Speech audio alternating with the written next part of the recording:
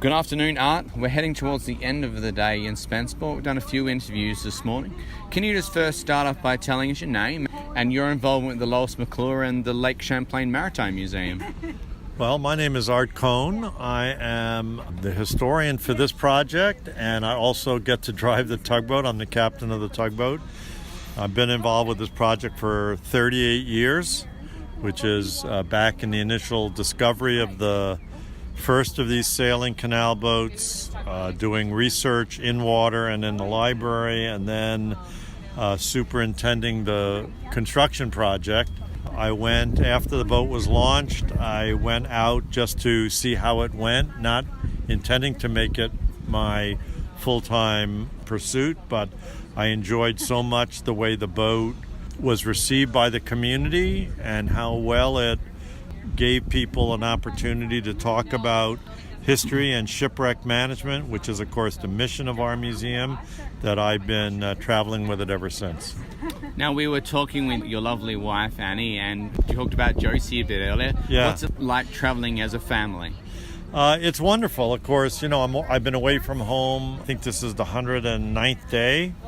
So it would be a much harder and greater sacrifice if Annie couldn't come along for part of it. She has her own program she does in Mongolia, which had her gone for quite a while, and then I had Josie to take care of on the boat, so I had some companionship, but having the two of them on the boat with me is glorious. It's like traveling with my family and traveling to all these communities that we've been to before. I have family in every one of them, so it's been really just a wonderful opportunity for me. I take it that way.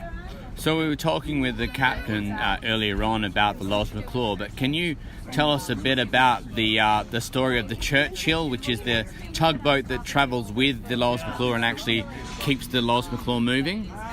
Well, the C.L. Churchill, I think, is a good example of what I would call the good karma and the spontaneous acts of kindness that this project has provoked from the very beginning. It always seemed that on the day we needed something the most and were most concerned about being able to get it to keep the project going, it would just show up. And that would include Barbara Bartley and the 29 years of the Captain Theodore Bartley journals. And the same thing with the C.L. Churchill. We knew we needed a companion vessel to be the engine room for this boat. We had made a decision early on not to put an engine on the Lois McClure because they never would have had one.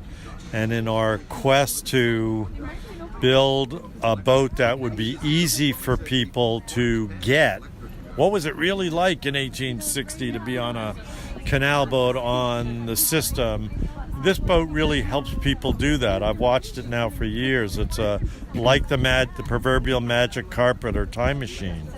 And so we knew we needed a companion vessel, so we started looking around, and there were big tugboats and banged up tugboats and powerful tugboats. And we actually went and looked at a lot of them, and nothing seemed to suit. And then our local Shelburne shipyard and the Griswold family contacted us and said, look, we've got this lovely wooden tugboat, the C.L. Churchill. It's 34 feet long. It's really got good power and kind of set up like a tractor with, the torque and the big prop, and really can do a job of work, and it might be just what you needed. So the year we launched the boat, 2004, we did a shakedown cruise, and the C.L. Churchill was loaned to us, and we really were just trying it on for size, and the boat worked so perfectly that we went back to the Shelburne shipyard and told them how well the boat had worked and how perfect it was, and the size and the look of it all. They said, well, if you guys are prepared to restore the wooden boat, we're prepared to give it to you. And so that was like magic. Wow. The karma that I keep talking about. and we've restored it. So we've tried to do right by it, and it certainly has done right by us. We put on over 10,000 miles since we started traveling. This boat has moved us for every one of them. It's brought us to over 300 communities along the interconnected waterways and made it possible for us to put over 300,000 people aboard this magic carpet. And so the two boats working together have been really the strength of this program. And I feel so grateful to the Griswold family and the Shelburne Shipyard and all the people who've really just empowered us to do what we do. And so we're just happy to be here. And my understanding very quickly is that the only main part of the Lois McClure that is not really authentic are the grey masts on board, which we'll take a look at photos later and show you some photos. There are grey poles on board, and the purpose of those, to my understanding, is that's to take the mast off the deck of the ship so that people can tour the boat. Without that, it would be a bit of a trip hazard. Is that correct? This framework is not original equipment. It's our design.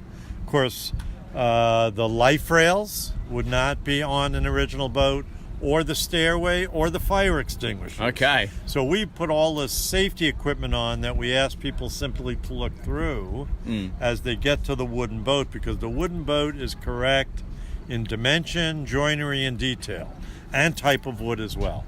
And the very last question for you, which is a question I've pretty much asked most of the people I've interviewed today, is what do you feel has been the impact of this program this year, the tour this year, and how have you found it is to be in partnership between the Lois McClure and the Glass Barge in 2018? I think 2018 is going to go down to be truly one of the historic years in an otherwise really historic program. The combination, I've said this way, the combination of their art with glass and our history with wood, we had hoped it would be a good mix of ingredients, but the actual mixing of the crews, mixing of the messages, mixing of the stories, from the public's point of view, the feedback we've gotten has been so wonderful and off the charts that it's absolutely taken us on the long days and the hot days and the mosquito days and made it all worthwhile. Well, thank you very much, Art. Thank you for your contribution to this project, to the Lois McClure, and to the community. We all appreciate it. We love coming to Spencerport. It's one of our home ports on this Erie Canal.